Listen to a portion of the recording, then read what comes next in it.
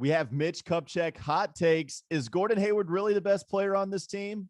Does LaMelo Ball need to stay humble? And plus, we get David Walker's all-star recap takes. We'll do all of that today. HIVE Live on Locked On Hornets. You are Locked On Hornets, part of the Locked On Podcast Network. Your team every day. In a minute, cuz we live.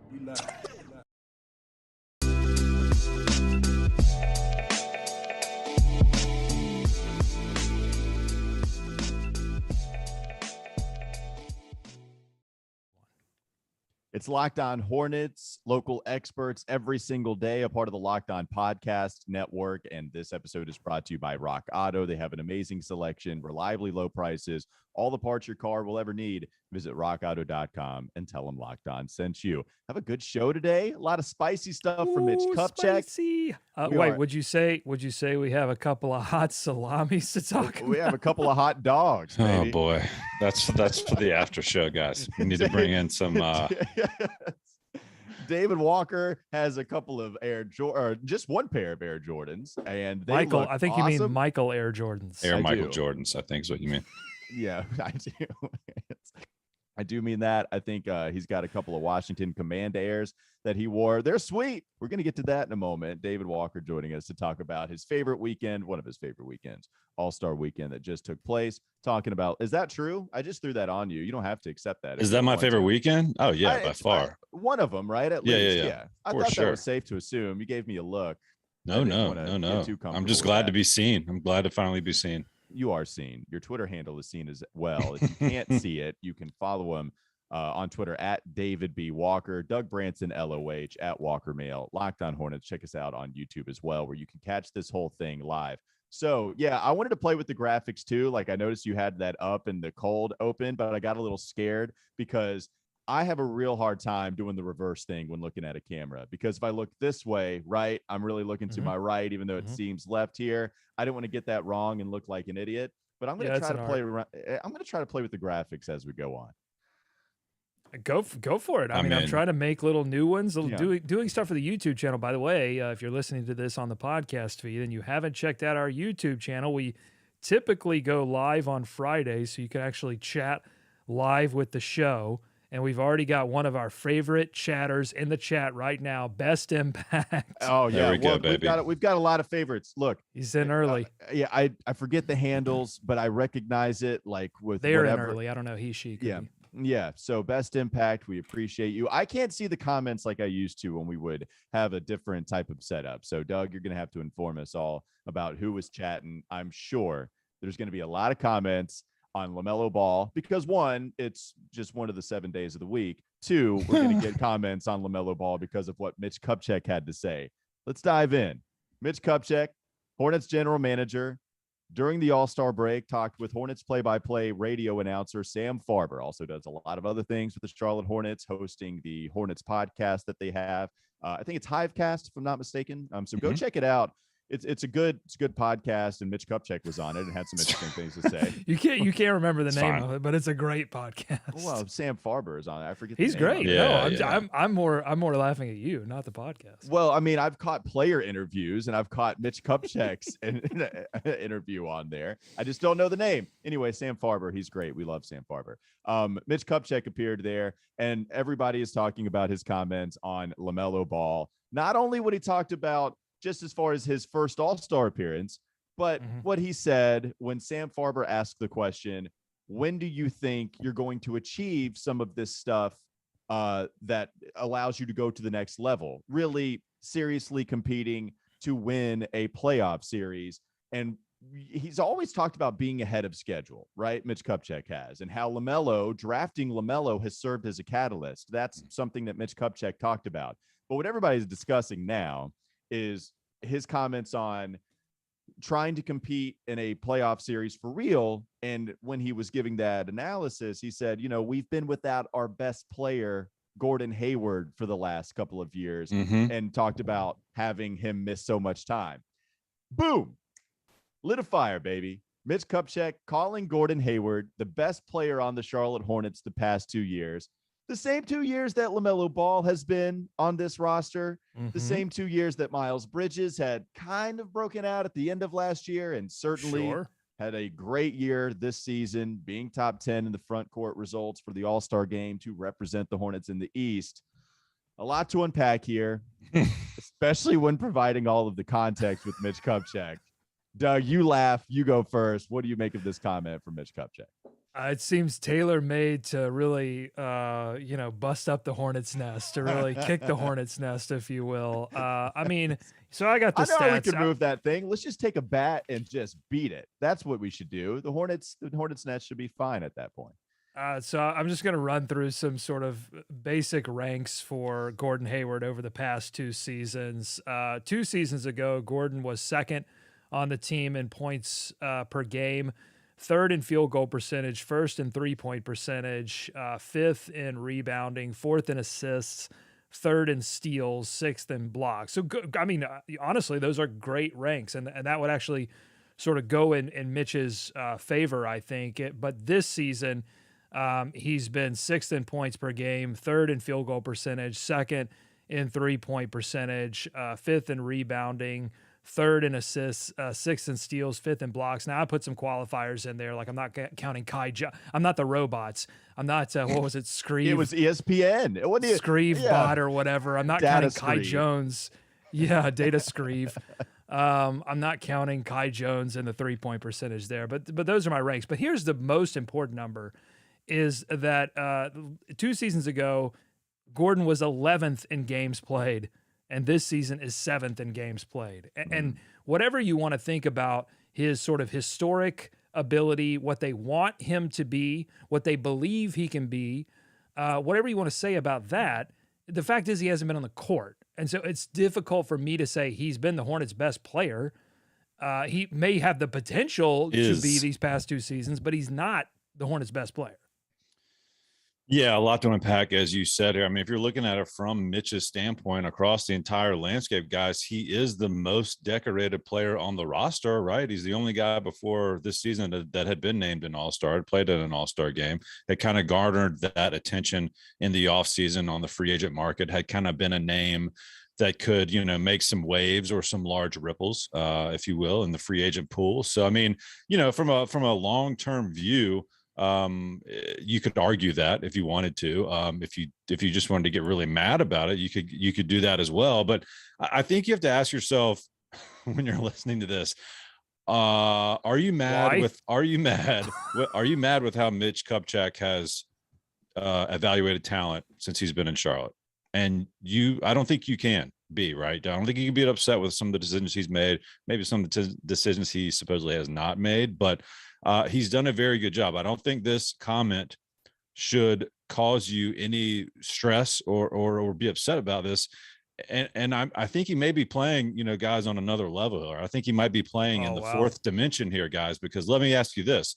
If I'm trading for a player, is the team's best player more attractive, or is the team's 11th most minutes played? I've seen this argument out here that he's planting. But look, you're not going to do that on HIVE-cast. Okay, I'm just saying, you don't know what David Griffin's listened to. You don't know what he's not. I'm telling you, he's not listening. No, they are. No, I want to add fuel to this fire. I want to just put all of the gas on it, because earlier in the podcast, is what you're doing. That's fine. Yes, I love it. To add to this conspiracy, in that same podcast with Sam Farber, one that we love and listen to all the time, and it's great, the one podcast Mitch Kupchak appears on, he talks about how he actually listens or hears ESPN, these rumors from the media. And so if he's listening to it and he hears all of this stuff, other NBA GMs are doing that too. And so if other NBA GMs hear Mitch Kupchak call Gordon Hayward the best player, wait a minute. Okay. Mitch Kupchak's done a good job. Okay. Mitch has been around a long time. Take my talent. Okay, but they also watch basketball games. Do they watch the Hornets? Do they watch the Hornets? And they watch the ones that Gordon hasn't played because he can't stay on the court. I'm not questioning Gordon Hayward's ability to be one of the better players for the Charlotte Hornets, but he has not been the Hornets' best player, and that's easy to suss out. You don't need to just take Mitch Kupchak at face value. And I'll tell you why this is important. Because we are living, gentlemen, in the age of player empowerment. Okay. And these comments matter. I mean, and we haven't gotten to the other comment where he really encourages LaMelo Ball to stay humble. You're playing with fire here. So and I understand the contractual situation that teams have an advantage in terms of keeping their rookie players for multiple years. But these comments actually matter when you're talking about which players are going to commit to this franchise long term, LaMelo being one of them. So I just think if I were advising Mitch, I'd be like, hey, be careful, careful, Mitch. Or just pulling LaMelo aside, right, and everyone else, right, and have a conversation in the hallways or something like that. I mean, because is LaMelo listening to HIVEcast? That's important. So I think be careful is a good way to say it. It's a good point. I'm gonna say no too. He's like, wait, what did he say? It's gotten to him though now. Like I'm sure LaMelo's mentions are just filled with people that have told him, hey, did you hear about what your GM said, trying to get him out of Charlotte? I think you're right though, Doug. Mitch Kupchak does need to be careful. If we just want to answer this question, is he right? Is Mitch Kupchak right when he says Gordon Hayward has been the best player the last 2 years? I would say last year, the year before this one, just so we're clear, he was. Gordon Hayward was the best basketball player on this team when he was healthy. If you want to add health into it, it's hard to give him that title because he missed so much time. Understood completely. I do think when Gordon Hayward was on the court, he was the best player. I don't think that's true this year. And I think when you talk about Gordon Hayward's age, the dude is very close to being 32. We are at that point where Gordon is not going to be at his height the year prior. He's not going to be the same player every single year he ages. And he's only going to get a little bit riskier with that health, right? Like when you get older, that's usually not a good sign. Oh, he'll be healthy now. Like he's going to play more games now as he gets older. That's absolutely not the right correlation that you're going to get. Plus, if you dig into the numbers you read even this year for Gordon, they're pretty good, Doug. Like people might get stuck on the fact that he's only the 6th leading scorer or that, he's top 5 in this, but he's actually 4th. So there's 3 players. Like he's a pretty versatile player. And Gordon, but there were better, but the point is not because the question is Gordon. The question is not, is Gordon Hayward a good player for the Charlotte Hornets?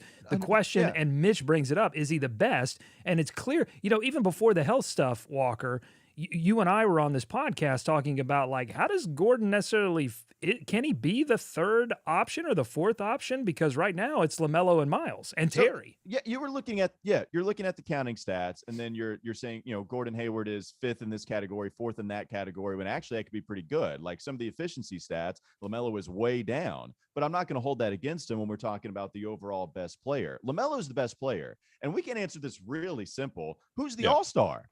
Right. Done. So the question is, why isn't Mitch going on the HIVEcast and saying, yeah, duh, LaMelo is obviously our best player, the future of our franchise. And I honestly think a lot of it is rooted in the other comments that we haven't really talked about yet. And it's the ones where he says that for LaMelo to become, what he thinks LaMelo can become, he has to stay, quote, stay humble.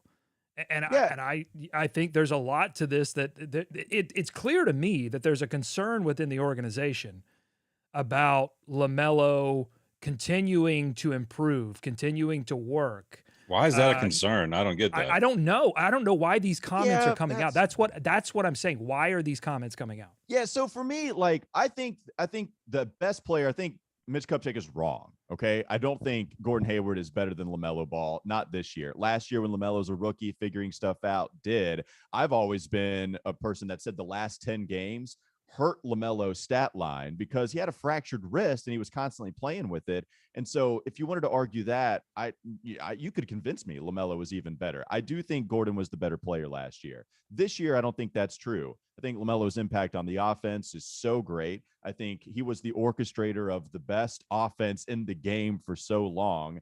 You are also working with centers that aren't gifted offensively until you had Montrez the last 4 years. Other point guards with a high assist percentage have a role man that can catch and finish and finish with lobs.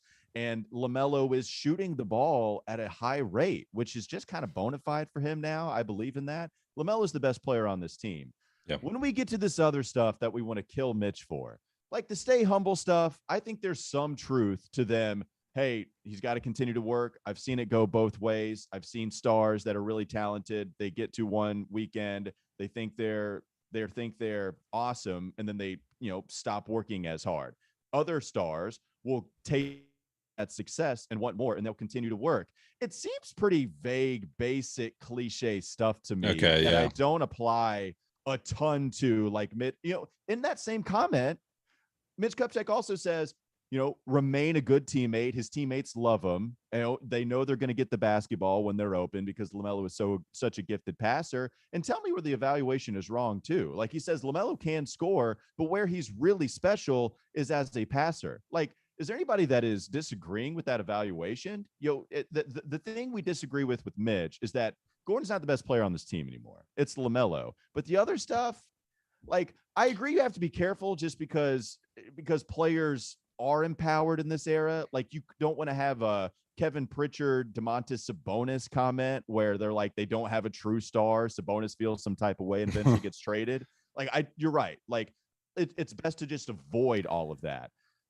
I just think here we got to take a break. We got to take a break. I just want to close on this. I think that Mitch Kupchak is playing old school games in a new school environment. I think these comments would have been great 15 years ago, but we're title. It sounds like he's just saying stay the course, though, right? To Walker's point, like, keep doing what you're doing more than you need to be this way that you're not. As far as staying humble and working hard, because he's doing that across the league. They see that. Yeah. All right. Let's go to break. Maybe we can finish up those thoughts. Also talk about the All-Star weekend even more so, and get David's thoughts on that as we close the week, and then head into the last 22 games. Charlotte Hornets playing tonight against the Toronto Raptors. It is a huge stretch for them when speaking about the play-in and the playoffs. Truebill is the new app that helps you identify and stop paying for subscriptions you don't need, want, or even simply forgot about. On average, people save up to $720 a year with Truebill because companies make subscriptions hard to cancel. Truebill makes it incredibly simple. Just link your accounts and add Truebill, and they'll cancel your unwanted subscriptions in just one tap. Don't fall for those scams anymore. Start canceling today at Truebill.com/LockedOnNBA. Go right now, Truebill.com/LockedOnNBA. It could save you thousands a year. Let's take a quick break. We'll come back, have plenty more on Mitch Kupchak's comments, All-Star recap, Locked On Hornets podcast. This is Locked On Hornets. Then I clicked on M. Thomas. I'm like, who the hell is M. Thomas? Matt Thomas is his name. Legend Matty Thomas. Matt Thomas. I'm pretty sure Matt Thomas served me at an Applebee's the other day. It's time for more of the Locked On Hornets podcast. I'm sure the comments are red hot fire with the LaMelo discussion. Doug, you are the only one that has access to them. Read the comments, choose the best ones, and then put them out there for it. Well, you can log on to YouTube and access the comments, fellas. That's totally on. But I will read them. I will be the chat communicator here. Best Impact, one of our favorite commenters. He's faithful. He's loyal, and we love Best Impact. Mix it up. It says LaMelo is the best player. Adam Silver thinks so. Fans think so. Leads the team in points, assists, rebounds, and steals, and made the All-Star team. Tar Heel Petey shout out says look forward to this every week. Tyler on the chat says it's far past time to hear David's take on this year's All-Star weekend. That's coming up. True. Segment 3. Thank you. Appreciate it. Shout out Tom. He says keep on doing what you're doing, guys. From Brussels, Belgium, the muscles from Brussels, Tom D. Love it. Sebastian says Hayward is not the best player. See if I can get a few more in here. Frank says LMAO, Hayward is the best player, ? And finally, AD says LaMelo doesn't need to be humble. Mm-hmm. Okay. Okay. David, you wanted to kind of talk a little more about that, right? Like Mitch Kupchak's comments about needing to stay humble, remain the team, or remain a really good teammate. What are you thinking about? It sounds more boilerplate. I mean, to your point, like some of the old school, just grab a quote and go with it. But I mean, it's true, right? Stay humble, I guess. But there's never been a question of LaMelo's work ethic. He's a gym rat. Like Magic Johnson after the All-Star break in the beginning of this week was like, he's like me. All he does is play basketball. He's a gym rat. He keeps getting better every year. Like if there's anything to worry about, I'm not worried about LaMelo improving and getting better year to year because all he does is play basketball. He's flashy, yes, But as we talked about, like in these interviews, he's a pretty low key guy. His quotes are not things that are going to make the headlines.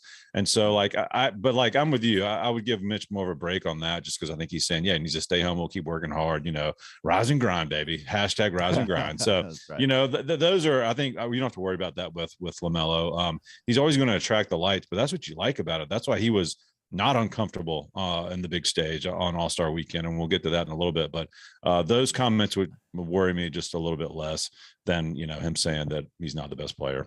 I just disagree with you, David, and you and I don't disagree very often. So this is you think Mitch is saying that LaMelo is not humble? Well, this is what I'm saying. That you hear comments from Magic Johnson saying he's a gym rat, and we see the commitment that he's made to be this good, this young in his career, and that would give you sort of that feeling of like, yeah, he's committed, he wants to be great. But then these comments come out, and when I hear them, they're not boilerplate. I think Mitch is clear. He was clear in his messaging that he's seen it go both ways. You make an all-star team.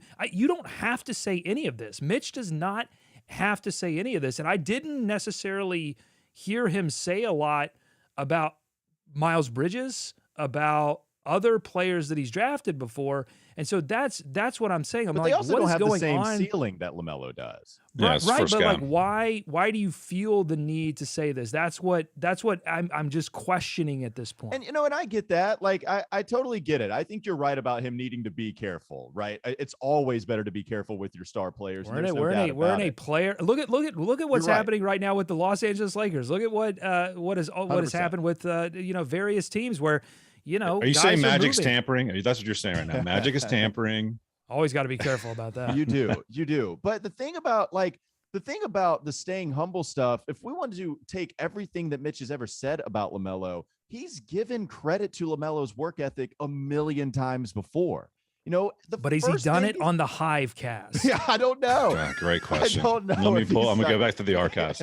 Let's listen to it. Let's take a 40-minute break and then come back in just a moment. Everybody pause your Hive lives. But he's done it a million times. The very first thing he ever said about LaMelo was complimenting his work ethic, given the story about how it was like midnight. LaMelo asked for a gym to go shoot for an hour and a half, 2 hours in, and they found one for him, and how that was something that attributed to the way they loved him. I think it really is almost a keep it up, buddy, and you're going to go places, more than a you better keep it up or you're not going to go places. It's more so the former for me.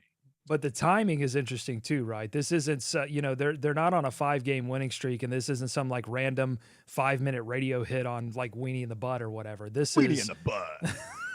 this is on their official. This is on their official podcast. It's in the midst of so that's 9 a losses question. out of the last 10 games, and you're about to embark on these final 22 games that will decide your playoff fate. Do you think there's any oversight on these coming out of the building there, or somebody listening to this and said this might be worrisome for Mitch to say this, we should chop this out of the Hive? I'll tell you this, if the Carolina Panthers are listening to anything like that in their franchise, they are pressing the delete button immediately. We lost it. What podcast are you talking about? Well, Scott Fitterer didn't appear on any podcast. We've controlled this entire thing. The thing about it being on the Hornets site too is they probably thought it was benign as well. They probably were like, yeah, there's no problem here. Like, we know what Mitch Kupchak was saying. And then I guess the PR part of it is you have to figure out how can this go badly? Like, again, I think both things can be true, right? I do think you have to walk a very fine line and certainly be careful.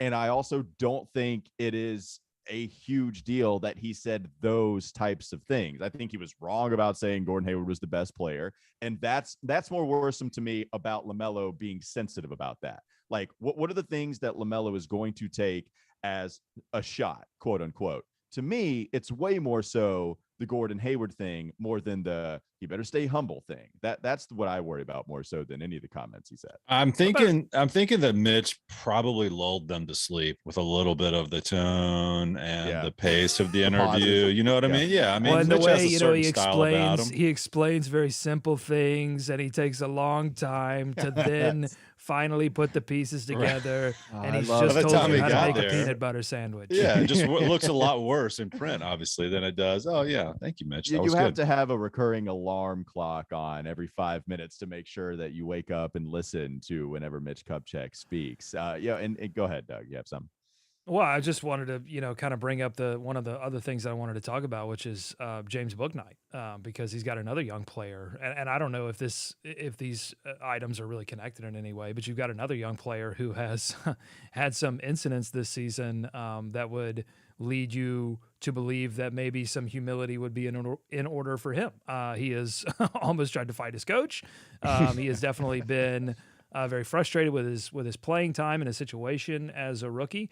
And then you have this latest incident at UConn, which certainly fired up the UConn fan base, and they love him, and that's great. But he gets ejected from the courtside seats, and then instead of leaving from the ejection, he goes up into the. I mean, as a fan, I'm like, cool, that's great. But as someone that's like, hey, at a certain point, in order to get a team to a championship, right, you have to have players that all sort of buy in and follow leadership, become leaders.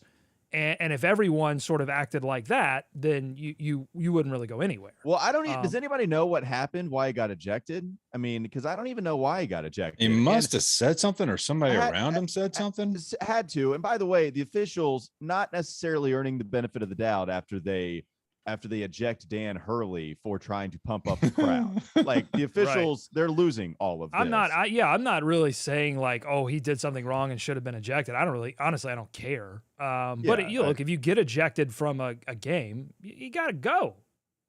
I don't know. Like, I love it. Honestly, you're just for law and order. I know what you're saying. You are for law and order. You are for law and order. No, I'm for not creating distractions and not creating incidents. I'm more of a non-conflict person myself. I'm a lover, not a fighter.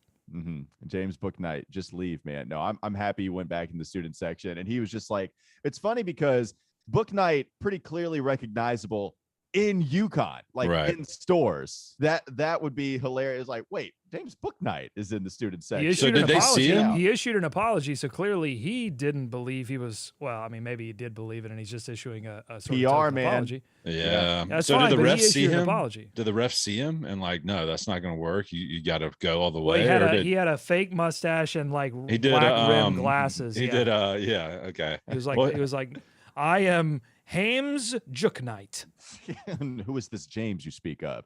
With the ever-increasing numbers of makes and models possible for your local chain auto parts store to stock all the parts you need, why endure often pointless or seemingly intimidating questioning and wait while the person behind the counter orders the parts on their computer, choosing the only brand their warehouse happens to carry? You have computers with access to rockauto.com at home and in your pocket. So save time and money when using Rock Auto. Save up to 100% more for the same parts from a chain store or car dealership.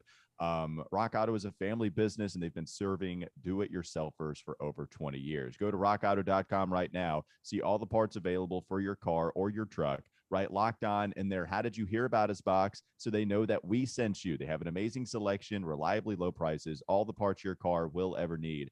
Visit rockauto.com. Finally, we have waited too long. The commenter was right. David Walker, he gives us his all-star weekend takes coming up next. Locked On Hornets podcast. This is Locked On Hornets. You think no rust? You think he's coming out? Listen. Okay. Listen. Number one. Are you listening? Number one, he's a certified gamer. Number two, part game, don't rust. I'm with part game, don't rust. It's time for more of the Locked On Hornets podcast. All right, we have the comments. I don't want to log into YouTube. I ain't got time for that. Doug, you're the producer of the show. You are the one that makes all of this go round. So I'm just going to leave that responsibility for you. Let's have some of those comments come at us. Frax from Essex in the UK across the pond saying, loving Shouts. Doug. Thank you, Frax. Okay. Also says Walker is a secret LaMelo hater. No. So could be either one, Walker. Could be either one, to be honest. Of course, I like the first part. Yeah, sure. I bet you do. Well, I'm sure you don't even hate the second part. Like you just love the first part. Yeah. Like Yeah. I guess saying LaMelo Ball is the best player on the team, like because he's the all-star, but I hate him because I don't think Mitch Kupchak means a ton when he says LaMelo stay humble.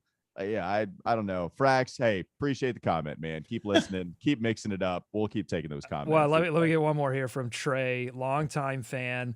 Listen, watch every show out here in Poplar Bluff, Missouri. Anyone Tyler ever been to Poplar Bluff? Hansborough country. That's Hansborough country. Poplar Been Bluff. here since the Bobcat days. Enjoy you guys, your analysis and shenanigans. Hornets. Gotta get a good Hornets. I haven't. Okay. The Hornets have not given me reason to either put the big dub hat on or give a big Hornets. Was that the only nasty? Not even nasty. Was that the only comment criticizing or something? I picked up probably the most sanitary one. Sure. They are running you through the shredder in the comments right now. Oh, are they running me through the shredder right now? Or is it just because they like it's your only take? You can't run. Look at that face. Look at David Walker's face. You can't run that face through the shredder. Look, that's beautiful. That's true. Beautiful gray fox. Oh man. Yeah. So yeah, the LaMelo stuff, not exactly popular. I guess with the stay humble comment, man, that really got people crazy mad, huh? Like the stay humble stuff. Okay. All right. Well, let's move on with the all-star takes from David. What'd you think? Dunk contest, people hated it. It was pretty bad. And then what'd you think about the all-star game? The Elam ending is awesome. David, the floor is yours. Yeah, guys. I mean, where should we start on the entire weekend? Let me just say, the games I think are great. Like the all-star game, even the Clorox Rising Stars game. I thought such a weird sponsor, but that was cool. I mean, the only disappointing part was, of course, LaMelo's team lost thanks to Jalen Green jacking up a long three. But I thought they did well with that. It keeps it moving, keeps it interesting. The clutch shot segment, I don't think that came off as they hoped it would. That was kind of weird. I thought they were actually going to do like a Magic Johnson baby skyhook. Instead, they just went to shoot it. But those are good. Like, and the Elam ending, I think is great. I mean, the All-Star game is fun again. It was perfect. I think the way they do it is great. It was a perfect All-Star game. I don't know, like narratively, it had so many great things. You had everything. You had LeBron in Cleveland. You had LaMelo showing out, young talent showing out. You had people going for the MVP, Doug. I wanted to raise an issue with you because you bagged on Joel Embiid, said he lost them the game, but he was trying to go for it. I know, but he was trying to go for it. He was trying to get that MVP. I'm certainly the worst thing is to not try, but the second worst thing is to try and fail, and that's what he did. And that's what Joel. Stop it now. Fail again. Fail better. But yeah, I mean, let's just get into the meat of this thing. The 3-point contest, it was Congrats to Cat. Who did you guys hear these comments that MJ had for Cat? Oh, I knew exactly what he was saying when people saw that. Some people thought that he didn't know who Cat was, which is also kind of funny, but also I knew exactly what he was saying because we were coming off that game where Cat just torched the Hornets down the end, and he was basically like, F you. I saw what you did. It's great. Well, here's a couple things. It's great. I love just happy MJ. I hate this idea that like MJ just sits in this ivory tower and doesn't enjoy the game anymore.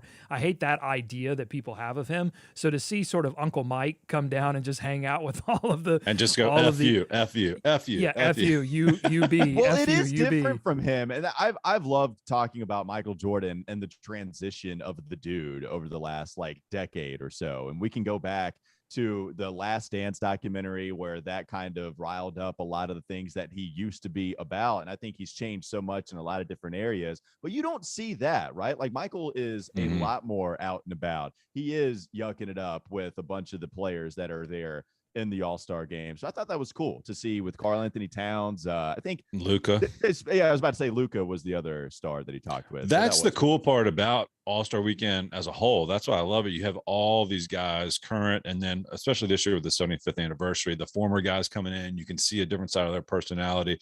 It's always awkward. It's always weird. The Blazers, instead of the leather jackets, and they have the leather jackets, you're seeing them on social media, how they brought the guys out. I mean, the throwaway videos of these guys doing this was a choice. I love Scottie Pippen not being there. I love this idea of like all the stars being like, Scottie, you know what? Probably best if you just stay home and wave at the camera. Yeah, and then you see Ray Allen come out, and KG's just I love it. Give and me they all had the a picture afterwards, beefy. right? Did they have a picture afterwards with one? Which I was surprised though. Like that's real beef. KG, Paul Pierce.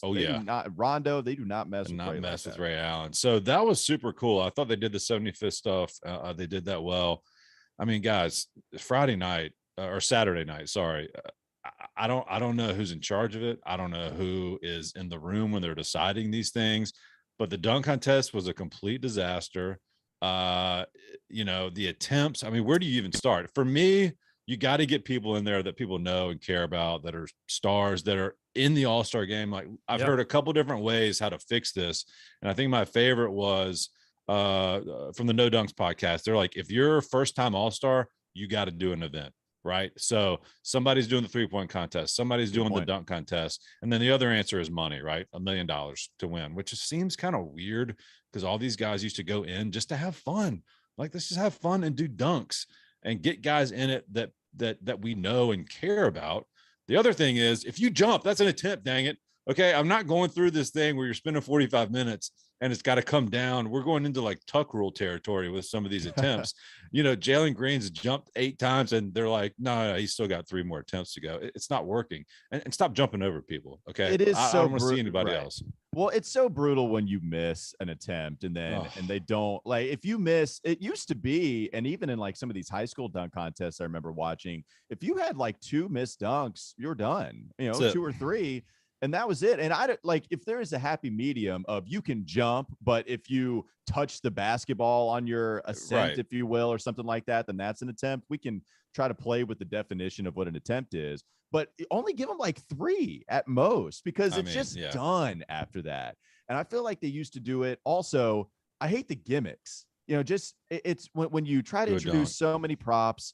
When you try to do like the teams, I remember they did that like, I don't know how many years ago, maybe 7 or 8 years ago. They just stopped with the gimmicks. I'm itching to jump into this. Go ahead. But also one more thing, also more dunkers, more dunkers, more than 4 dunkers, guys. Like, come on, you got 8 people in the 3-point contest. You got 9. It's teams and the skills challenge, but let's get some more dunkers in there. Go ahead, Doug. Well, the one idea that I haven't heard before is to let some of these YouTube amateur dunkers in. And I love that. It's All-Star weekend though. Well, okay, I get it. You wouldn't only do that. I don't only want to see them, but to have like an amateur, it's like you always, the only times I watch golf and get excited these days is when like an amateur is competing for the Masters. Steph Curry is like, oh my God. Like, yeah. So, there is an allure to that. You can't. So you want celebrities dunking though, like, because amateur, like, I don't know who the. Well, listen, some of these YouTube stars, it's a lot better. Some of these YouTube stars, A, have better dunks, and B, have huge followings. So we're not talking about like just like nobodies. We're talking about people that, the young kids are out there, tubing. Well, at least have them be like a consultant, right? Like be a consultant. Like, hey, this is what we worked on. This is what we came up with. Here, now go try it. NBA All-Star, or at least player we've heard of.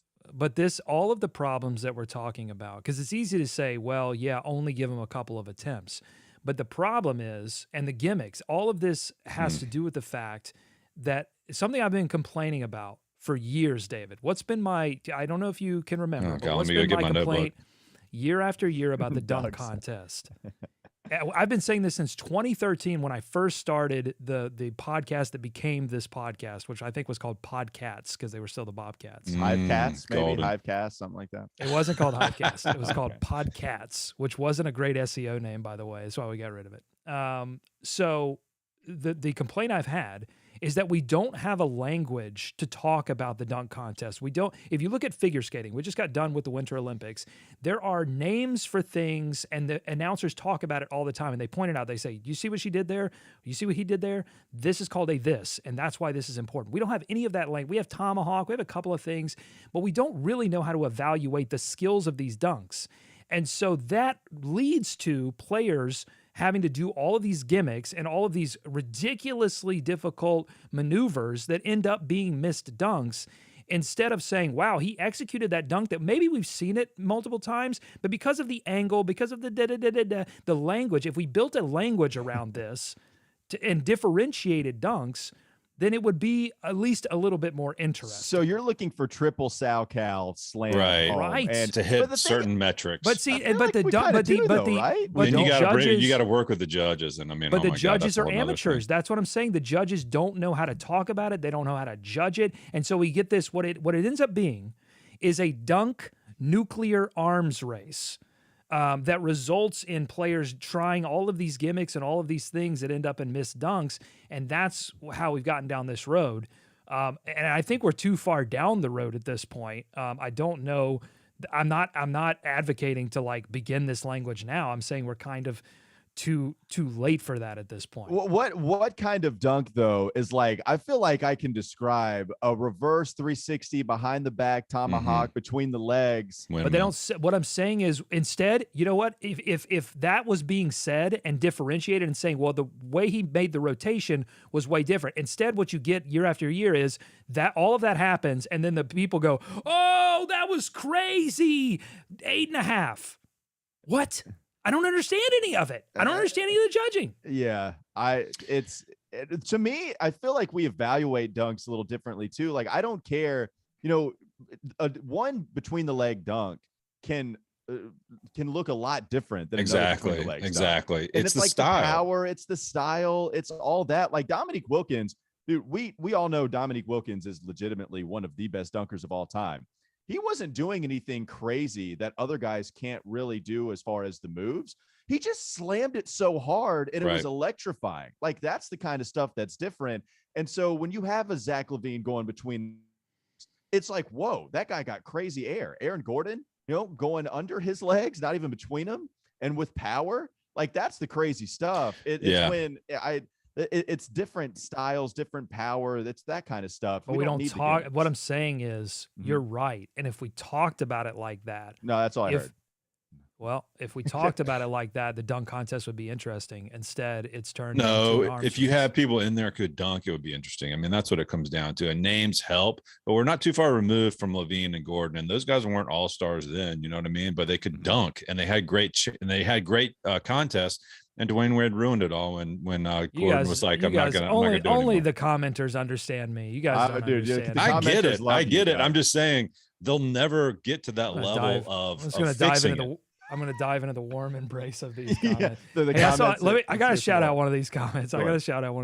Neil is in the comments right now. He's like, what's that Game of Thrones meme where the one guy is standing with the sword against the horde of people? The one guy. Is Neil.